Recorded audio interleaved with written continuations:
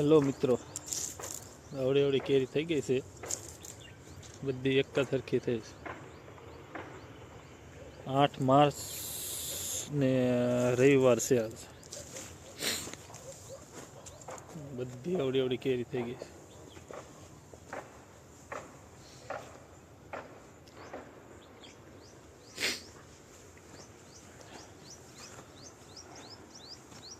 મિત્રો હવે આમાં ઝાઝી વાર નહીં લાગે, 25 થી 30 દિવસ જેવું લાગશે તૈયાર થવામાં.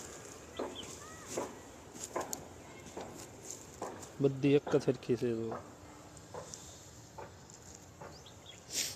ઝાઝી વાર નહીં લાગે તૈયાર થવામાં. સમજે કોઈ પાસ્તર ફાલ આવ્યો હોય ને એ એવડી એવડી છે. બધા આંબા ભર્યા છે.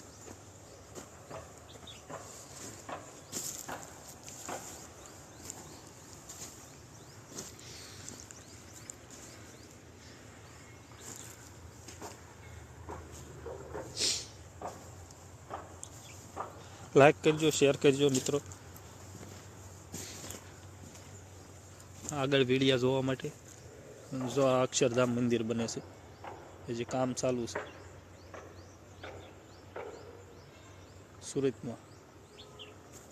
આપણે એક્ઝેક્ટ એની બાજુમાં જ વાડી છે. કેરી લેવી હોય તો સંપર્ક કરજો.